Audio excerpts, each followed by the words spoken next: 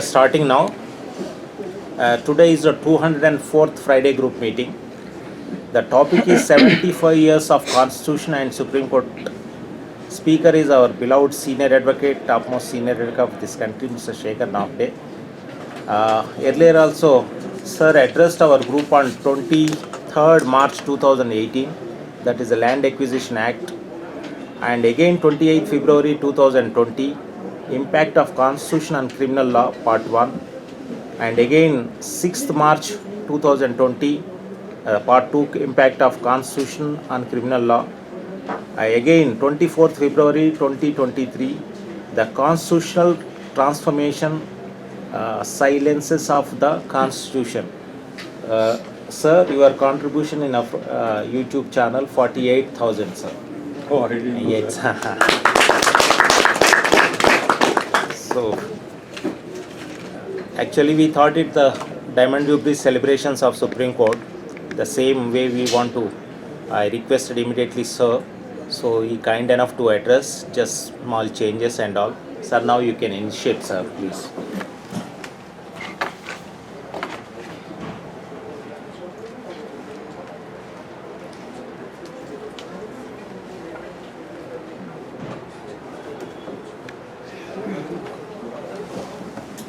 Mr. Rao and my dear colleagues,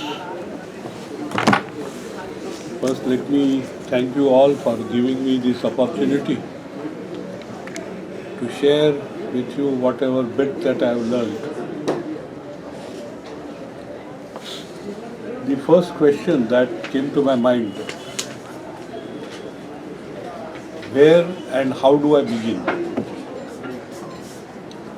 Because 75 years is too long a period, and there have been very significant developments. Constitution has changed a lot. Our understanding of Constitution also has changed a lot. Our interpretation also has changed a lot. It's a vast canvas. Let me see how much I can paint. Let me begin with 1950 itself. The first significant judgment, or a judgment which has made a huge impact on subsequent developments in constitutional law, is A.K. Gopalan versus State of Madras, 1950 Supreme Court. The first question that arose before the court was relating to preventive detention. Court was called upon to interpret Article 22. Surprisingly, a law which provides for preventive detention is in chapter of fundamental rights. But there is a reason for it. Apparently it looks little odd, but there is a reason which we will discuss. The first challenge to Gopalan's detention was that it affects his fundamental right under Article 19(1)(d). You all know that Gopalan was a well-known communist leader and he was detained under preventive detention law. So his first challenge was under 19(1)(d), 19(1)(a). He says that freedom to move throughout the territory of India, because you are putting me in a prison, you are taking my right of freedom of speech. Therefore, any law which provides for preventive detention must pass the test of reasonableness. In other words, Article 22 has to be read with other fundamental rights. And you cannot read Article 22 in isolation. All articles in Part 3 which deal with fundamental rights, there is some kind of interconnection. Supreme Court negated that. The second aspect, They said that Article 22 is a self-contained code.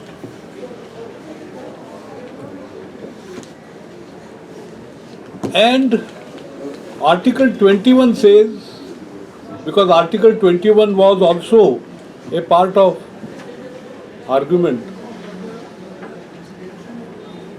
Article 21 says that no one shall be deprived of his life and liberty save and except by authority of law, by law prescribed law, by law prescribed.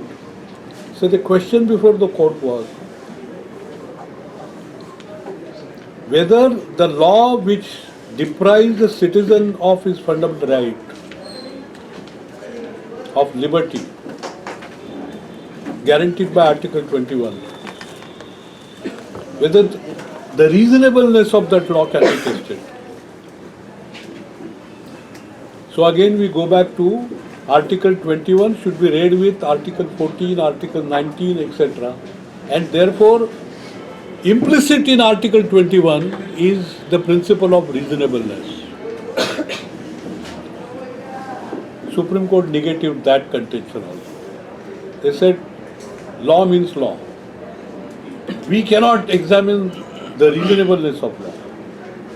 So the second contention was negated. There was a third contention. If you look at Article 22(4), Article 22 clause 4 and Article 22 clause 7, somebody may get the copy of the Constitution.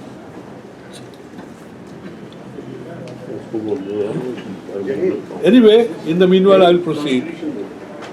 Article 22(4) says that any law which deprives a citizen of his liberty under a preventive detention law must contain a provision for a reference to advisory boards if the detention is to exceed more than 3 months. And advisory board's opinion should be sought whether his detention should be continued or not. Article 22 clause 7 says that the Parliament may by law dispense with reference to an advisory board in classes of cases and circumstances as the Parliament by law may prescribe. The argument was that 22(4) is a rule. In other words, in every case of preventive detention, Constitution mandates that there should be a reference to advisory board. And 22(7) is an exception. And therefore, if it is an exception, the government must justify as to why in a given case you are dispensing with the reference to advisory board. If the government is unable, the onus burden is on the government. If you are unable to make out a case, the detention must be set aside, the law must be struck down. This third argument was also turned down. If you read the dissenting judgment of Justice Fazal Ali, what Justice Fazal Ali said ultimately came to be accepted in Maneka Gandhi's case. So from 1950 to 1978, but in between there is a small departure also. So the three propositions laid down in Gopalan's case. One, that all these fundamental rights, there is no interconnection, they are all independent, self-contained, etc. It was in R.C. Cooper versus Union of India, 1970. The bank nationalization case, as is popularly known. There the Supreme Court was called upon to decide whether right to carry on business guaranteed under Article 19(1)(g) can be read with Article 14. Now Gopalan was revisited and the court came to the conclusion that all these fundamental rights are not in watertight compartments, but there is a connecting link and they must be read together. So therefore, if you are considering the reasonableness of law, which deprives a citizen of his property or his freedom or his liberty, you must read all these articles. There should be a conjoint reading. So, A.K. Gopalan's part was demolished in R.C. Cooper. But the question whether the reasonableness of law, because bank nationalization case arose out of economic matters, there the court was not called upon to consider the reasonableness of law to deprive a citizen of his liberty. That came in Maneka Gandhi. But before Maneka Gandhi, there is another small departure. And that is in Shambhunath. It is not Shambhunath, but it is Sambhunath. But I don't know, because in Bengal it is Sambhu and somewhere else in India it is Shambhu. But this is a case from Bengal, so it is Sambhunath Sarkar versus Union of India. There, Gopalan was revisited. And this is very significant. A little notice judgment, but has made a seminal impact on subsequent judgments. This was again a case of preventive detention. Again, dispensing with the advisory board. And question was re-agitated that whether 20-4 is the rule and 20-7 is an exception. The court accepted this time contention. And the words that they have used in the judgment are very significant, especially in the judgment of Justice Chandrachud. His Lordship has said that our judgment in Gopalan's case has led to evil consequences. There is a tendency on the part of the executive to abuse this. And they also laid down a parameter when the court should revisit its earlier judgment. This is one of the significant judgments on stare decisis versus review. And their lordships have said that there should be a palpable error in the previous judgment. Again, a little amorphous. Or it has led to public mischief, or it has led to evil consequences, or it has led to great injustice. So some of these parameters they laid down, and their lordships came to the conclusion that yes, Gopalan's case, the law made by Parliament and by the state legislature is travelling too far. So the second part of Gopalan was demolished. And the third part, as I said, in Maneka Gandhi's case, their lordships have clearly laid down that any law, that case arose out of passport. A right to travel has been accepted as a fundamental right in 67 by Supreme Court. So any law which deprives a citizen of his liberty must pass the test of reasonableness. So this is a quick survey of Gopalan right up to Maneka Gandhi. All right. Now we come to Article 14. But before I take you to Article 14, in our canvas of constitutional law, the major portion is Parliament's right to amend the Constitution. Because everything hinges on that. Let me take you to that. The first case that arose, which is the root of the debate that we have today, it started from Bihar.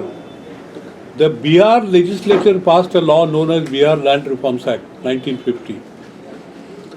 The provisions of that law were challenged by landlords on various grounds. One of the grounds was Article 14, that your classification for payment of compensation is unreasonable, etc., etc. I will come to Article 14 separately because that is a big chapter. And ultimately Article 14 is the soul of the Constitution. rule of law, equality, etc. This is even part of, you can say, basic structure. With a rider that in some cases it may be departed from. Anyway, so that law was struck down by Patna High Court in Kameshwar Singh versus State of Bihar. Now the whole promise of the government to bring about land reforms, etc. was in jeopardy. Appeal was carried. During the pendency of the appeal, we have the first amendment to the Constitution. That is 9th schedule, Article 31B was inserted. And what is the purport, what is the effect of that first amendment? That any law which is put in the 9th schedule, even if it is violation of fundamental rights, it can't be struck down. That's the purport of 9th schedule. This first amendment itself was challenged in Shankar Prasad Dev versus Union of India, 1951. Now the Article 368 came to be interpreted.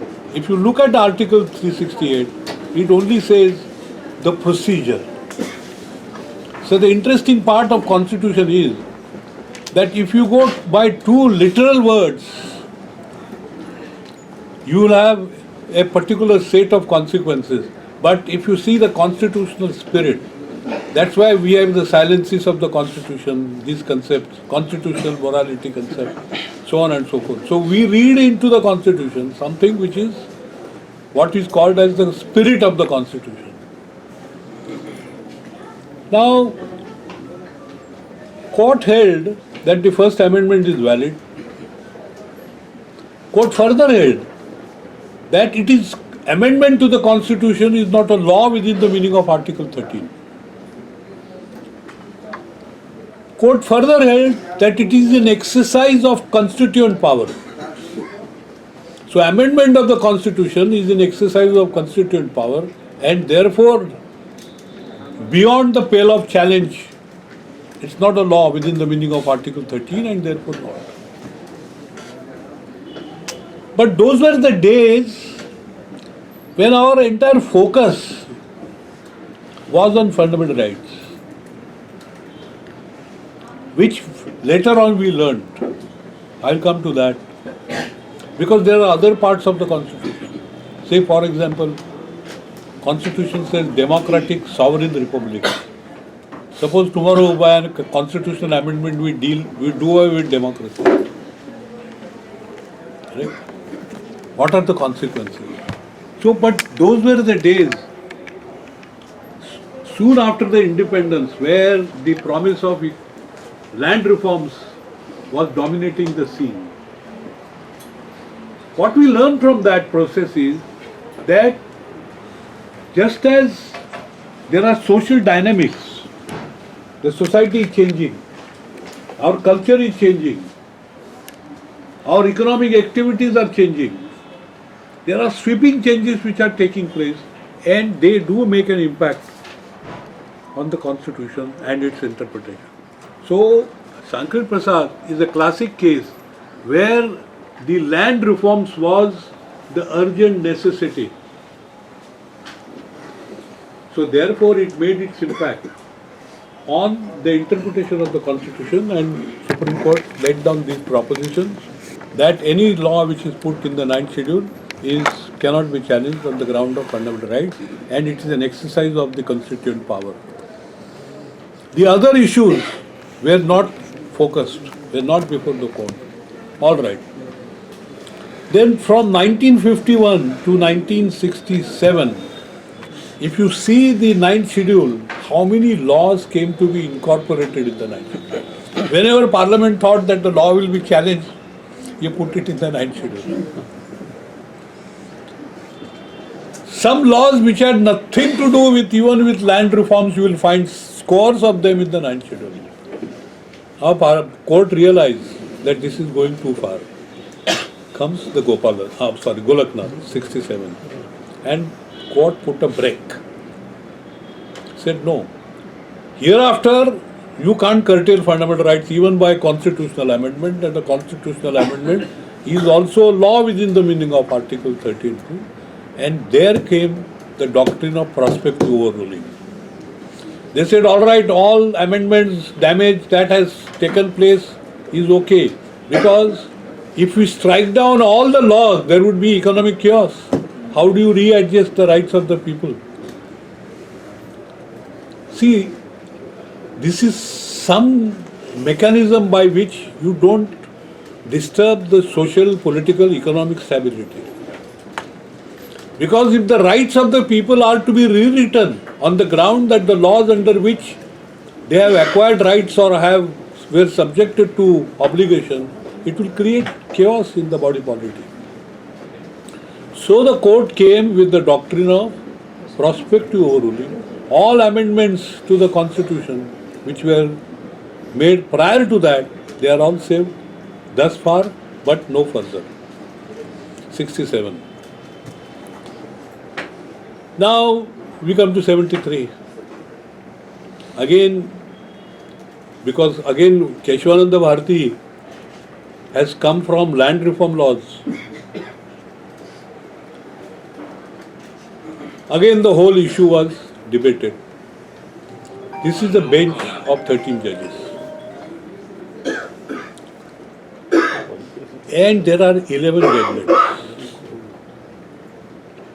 Now the problem with, at least I face that problem, I have not been able to crystallize what precisely the doctrine of basic structure means.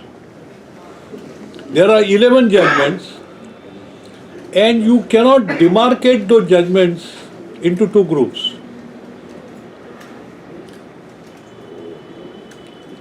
That one group, that Parliament's power to amend the Constitution is unlimited.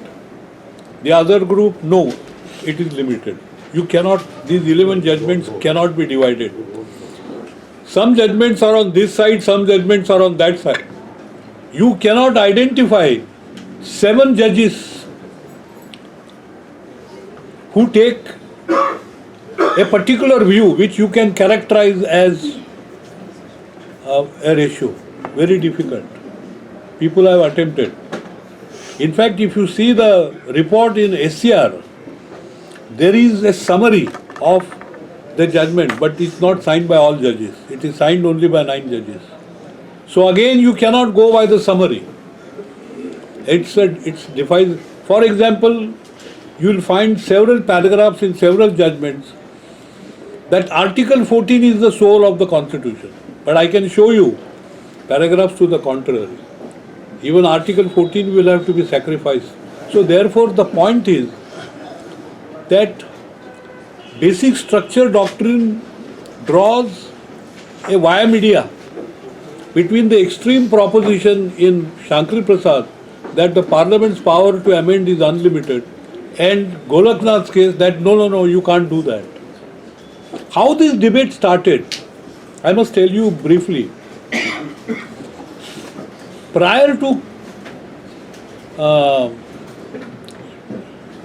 Keshavananda Bharati, there were doubts expressed in Sajjan Singh versus State of Rajasthan, 63 or 65, by Hidayatullah and Mudholkarji. And you will be surprised to know, they said that this something requires reconsideration, the Shankar Prasad ratio. And you will be surprised to know the inspiration came from Pakistan. It was the judgment of Pakistan Supreme Court which took the view in Pakistan that the Parliament of Pakistan cannot amend Constitution, though power is not unlimited. There is something called as basic feature of the Constitution. That was picked up by Justice Hidayatullah and Justice Mudholkar. And that is the root of your basic structure doctrine, which ultimately came to be accepted in 1973. All right. Now what? We have our column. Now, Keshavananda Bharati is delivered in April 1973. Now, Iyer Coelho says that you may put any law in the ninth schedule, but we will examine its validity. Any law which is put in the ninth schedule after April 1973, we will examine whether it violates basic structure, and if any fundamental right can be read as a basic structure in that context, we will strike down. So where are we now?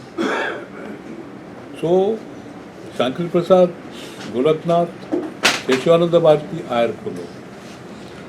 Somebody asked me why this is happening in India. Why can't we have? I said there is a reason. The reason is that I said that everything around us is changing.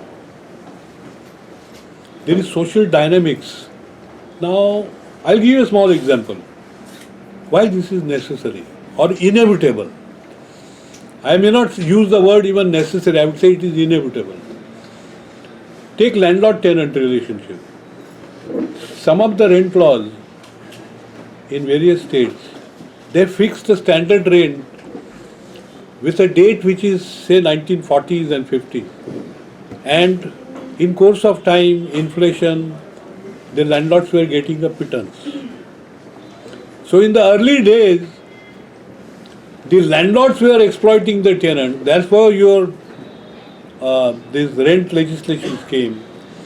But in course of time, the rents became pittance, and the landlords came to be exploited by the tenants. And any eviction suit would take its own 10 years, 20 years, etc. So this doctrine of bona fide requirement, etc. was, by the time the case would be finally decided in Supreme Court, it would take years. By that time, if the bona fide requirement was of the son, it would be a bona fide requirement of the grandson. So it is in, you will find this is reflected, wonderful discussion in Malpe Vishwanath, where the court felt that this requires reconsideration.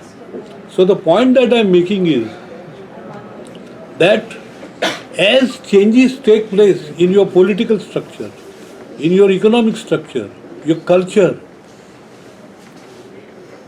the constitution also has to be molded. You see, a constitutional law is a flowing river. It's not a stagnant pool.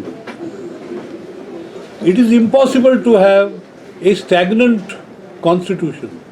The dynamics of the society are bound to be reflected. Okay. Now, having dealt with the major portion, because I tell you it is difficult to go into details of Keshavananda Bharati, because the judgment runs, all 11 judgments run into about 1000 pages. Impossible. So broadly I have indicated, and broadly also I have indicated in Ayar Kholo's case. Now we'll come to Article 14. Now the first judgment is in 1950. Some of the major matters relating to constitutional law, if you take 1950 SCR or 1950 and 51, you will find that all subsequent judgments are a reaction to those judgments.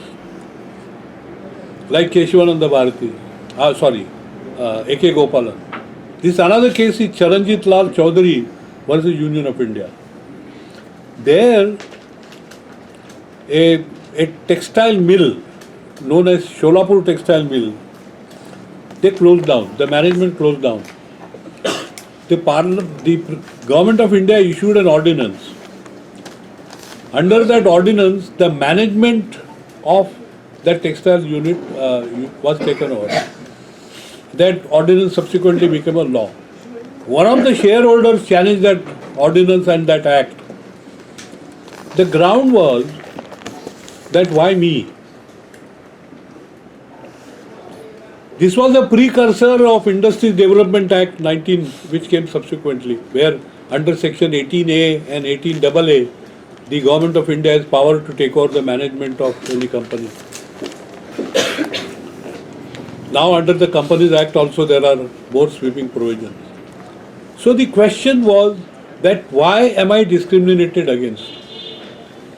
There are similarly situate companies. Why the law only deals with me? The answer given by the court was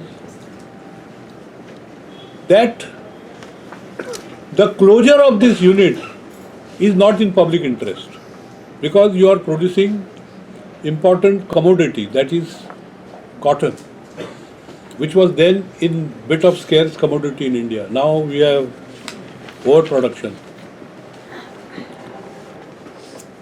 So the argument was based on 14 that Supreme Court said that even a single entity can be a class. Single entity. As long as there is a feature which distinguishes you from the others. So the first test of classification, that is that you classify the objects or entities based on some rational criteria, intelligible differentia. And that intelligible differentia should have nexus to the object of legislation. If this test is satisfied, we are bound to uphold the classification. So that test was applied and they came to the conclusion that what is the object of legislation? Public interest. This mill must run, workers' employment must be protected, India needs cloth. What is the differentiating factor? That because of your mismanagement, it has led to closure. So distinguishing intelligible differential. So the theory of classification was born in our constitutional law. Article 14 doesn't tell you. Articles say equality. But absolute equality would lead to serious consequences. Article 14 doesn't contemplate. That means equality amongst equals. Unequals can't be treated equally. These are two propositions which... So the test of classification was laid down in the first judgment in 1950. But, as I said, the river flows. In Royappa's case, 1974, there is a new doctrine of Article 14, a new dimension of Article 14. There the Supreme Court says that any law to be reasonable, to be valid, must pass the test of reasonableness. Absence of arbitrariness. This is again an impact on Gopalan. So if the law is arbitrary, now this is no question of classification. Irrespective of classification, dehors the theory of classification. If we find that the law is arbitrary, we will strike it down.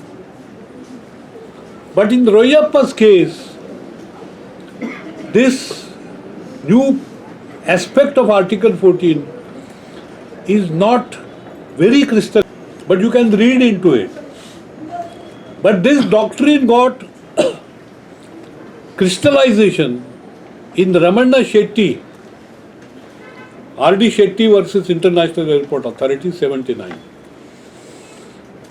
So look, we have travelled from 1950 Charanjit classification, 74 a bit departure in Royappa's case, and comes 1979, where Justice Bhagwati says that dehors of classification theory, if we find that any action of the legislative or administrative which is arbitrary, we will strike it down. So absence of arbitrariness is the test to uphold the validity of any law. So from 74, from 50, 74, 79. Now this Article 14, sometimes if no other article is available, we put it in Article 14 for any challenge. But this article has a very powerful tool in the court's armory. The famous case is D.S. Nakara. There, a question of pension benefit. The pension benefit was revised. And they adopted a cut-off date that all those pensioners who retired prior to this date will not get the benefit, and those who retire after that cut-off date will get it. This was again challenged, and court asked a very simple question: that what is the criteria by which you classify those persons who have retired earlier? Do they not require, because of inflation, their pensions have become pittance? So the classification was not found based on any intelligible differentia, having the object. What is the object? That the pensioners should get some comfortable living. So your criteria is not rational. Now the question that arises here is, who decides? Who decides the test of reasonableness? See, whether it is Article 21, whether it is Article 14, whether it is Article 19, in all these articles, you will find there is a principle of reasonableness which is read into it. Now the question which I pose myself is, and that's a question which will remain in debate for all time to come, and that is hinges on who has the custody of the Constitution. There is a ding-dong battle between the Parliament and between the legislature and the judiciary. Sometimes the pendulum is on this side, sometimes the pendulum is on this side. That's bound to happen because it's not a stagnant pool. In one of the judgments, Supreme Court says that the primacy of whether it is the primary review, whether it is reasonable or not, is with us. So the Parliament judgment on, or executive judgment on what is reasonable, is subject to our review. We will decide whether your impugned legislation conforms to the principle of reasonableness or not. But there are also so many riders, and that we will respect the wisdom of the legislature. So presupposes wisdom, but it's a case of judicial restraint. But according to my perception, that the primary review is with the court. The court may put self-restraint and respect the wisdom of the legislature. But where the respect for the wisdom ends and where the court's power of review gets triggered, it's a very thin line which is difficult to discern. Because ultimately constitutional law is an instrument of social engineering. It will largely depend upon what a given factual matrix is. You cannot have abstract propositions in constitution. You may say something, but in their application, otherwise reasonableness is an abstract doctrine, but its application to a factual matrix will involve so many value judgments. So therefore we come to Article 14, how its amplitude is widened. From classification we have moved to absence of arbitrariness, and in several situations Article 14 has been applied. We come to another important, whether subclassification. In Chennai, because subclassification questions would now arise, what were the facts in Chennai's case that Andhra law was challenged? That there was a group of scheduled castes. Out of that several scheduled castes, a few scheduled castes got disproportionate benefit of reservation policy. And if you see Article 16.4, it says that reservation for that class of people who have not received adequate representation in public service. So they found that as a result of this reservation policy, out of some 59 castes which were notified under Article 341 by the President proclamation, only few scheduled castes are getting the benefit. Same situation in Tamil Nadu, where a group of nearly 10-15 scheduled castes, in last 70 years there was one IPS officer and 2 IAS officers. The cream of the scheduled castes are relatively the higher in their social hierarchy. They took away the benefits. So Andhra Pradesh enacted a law and gave reservation within the reservation. That was challenged, and Supreme Court said that there can't be subclassification.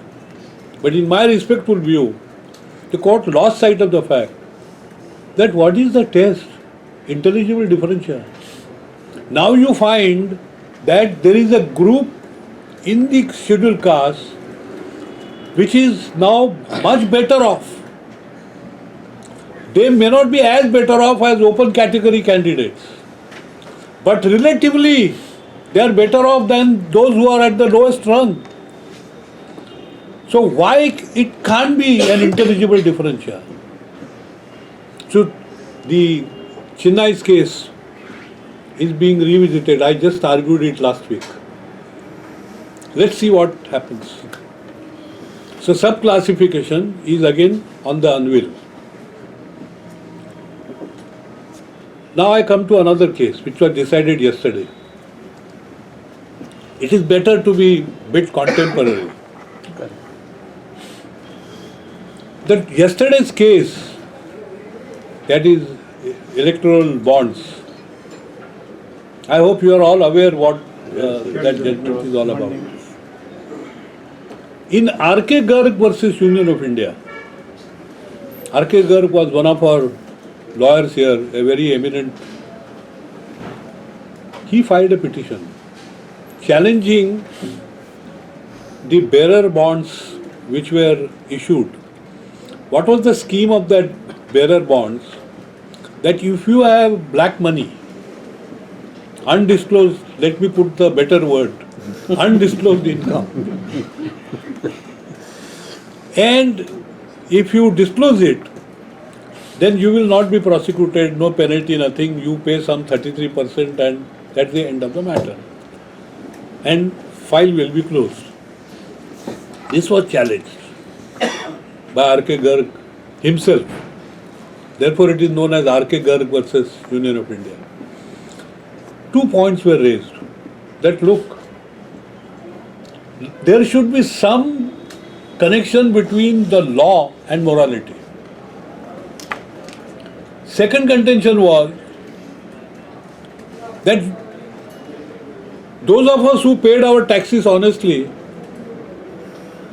and these are people who have not been honest, they have evaded, and now you are putting premium on that. Therefore this is violative of 14. This kind of classification, that is you are putting premium on dishonesty, cannot be a valid criteria. Both these points were rejected by the Supreme Court. They said law has nothing to do with morality. There are other judgments which say that law must at least attempt to approximate towards morality. But nevertheless, they took that view.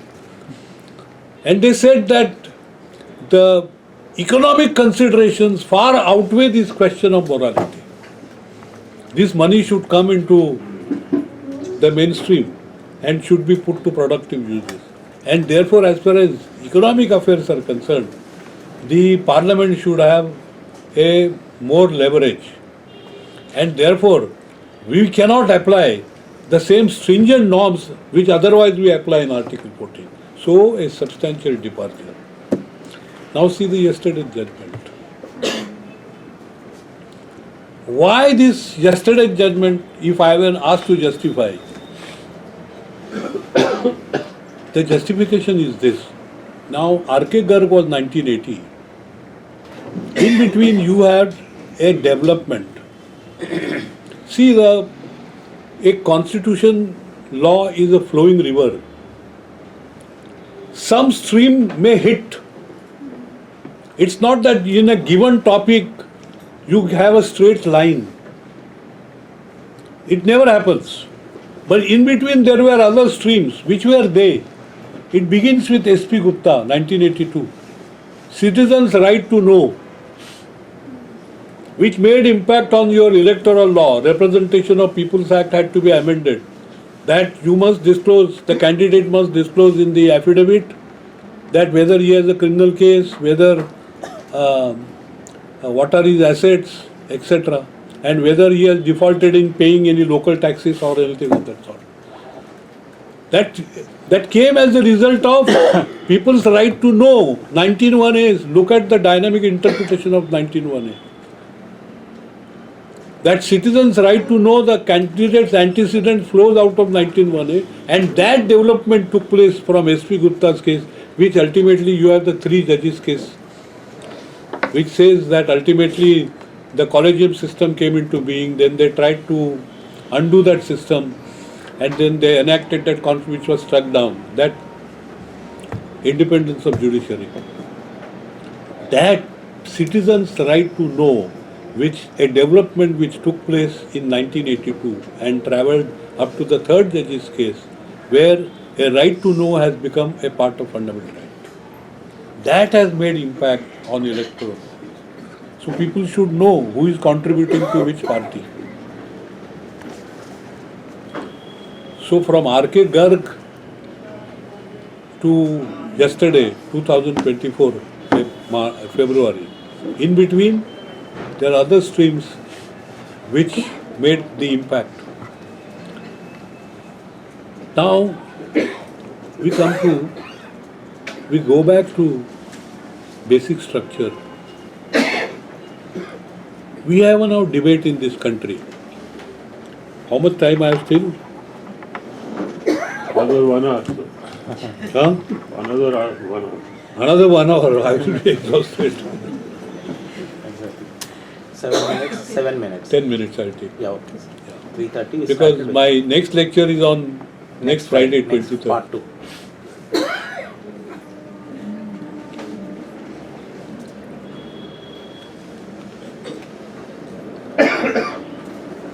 I'm slightly going to touch upon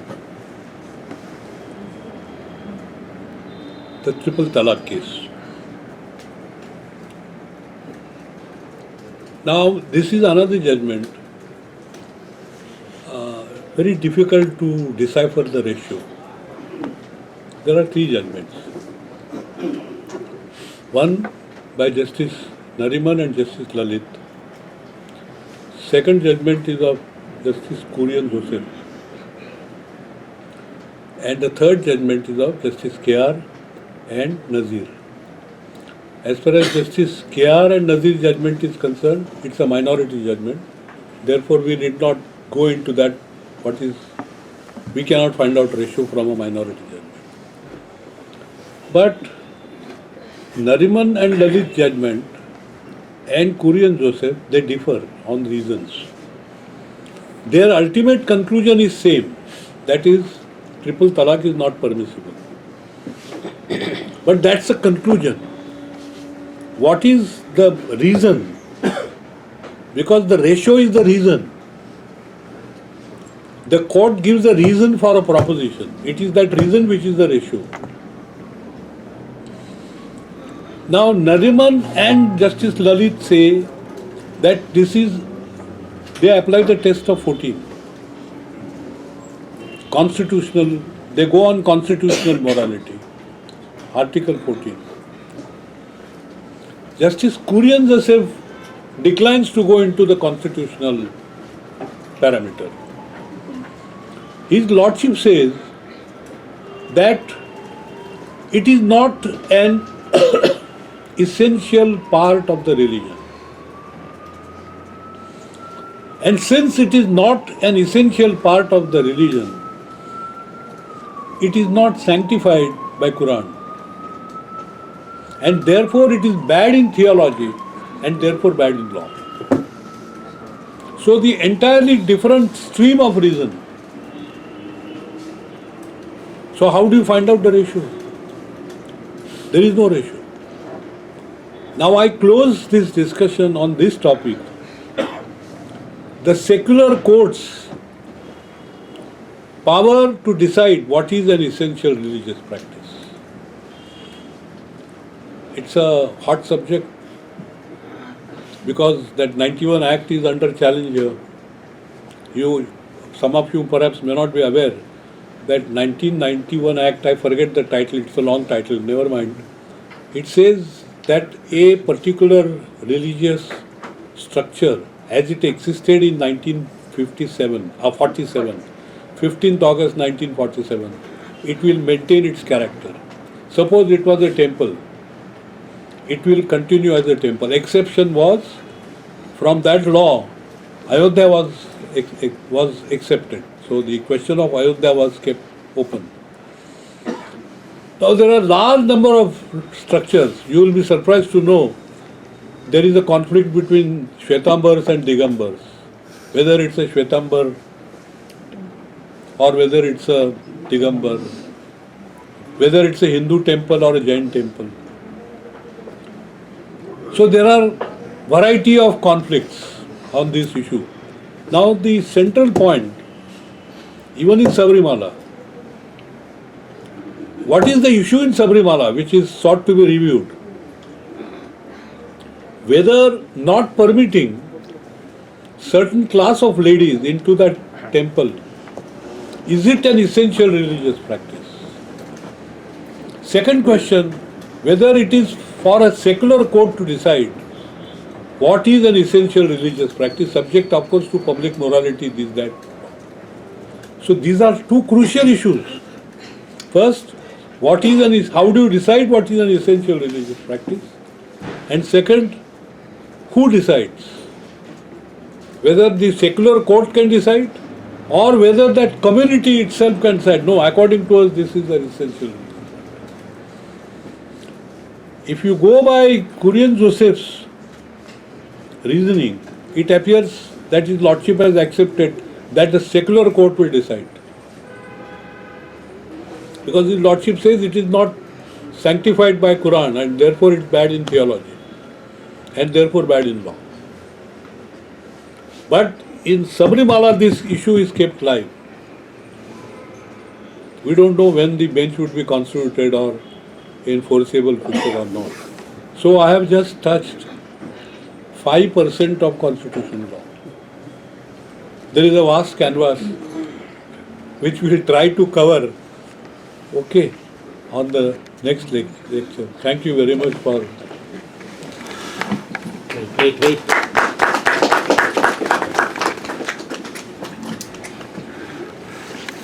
ready, sir. Keep ready, sir. Thank you very much, sir. Highly enlightening and a lot of inputs and a lot of thought-provoking mind.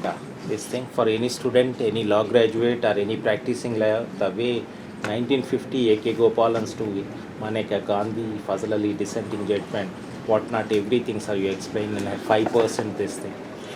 Thank you. I request Ramakrishnanji will give a vote of thanks. Please, just come on.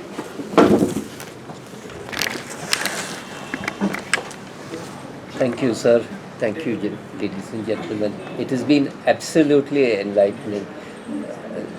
I've had the benefit of his lectures to judges at the National Judicial Academy, and the attendance goes up when his name comes up in the list, and that is how we are today. Thank you so much for all your knowledge. Thanks for your kind words. Friends, next Friday, same 3 p.m. I think 3 p.m. will continue part 2, rest of the remaining on. So thank you very much. Join for a cup of tea. Mr. Piyush, please come. You send your son to, you want to distribute.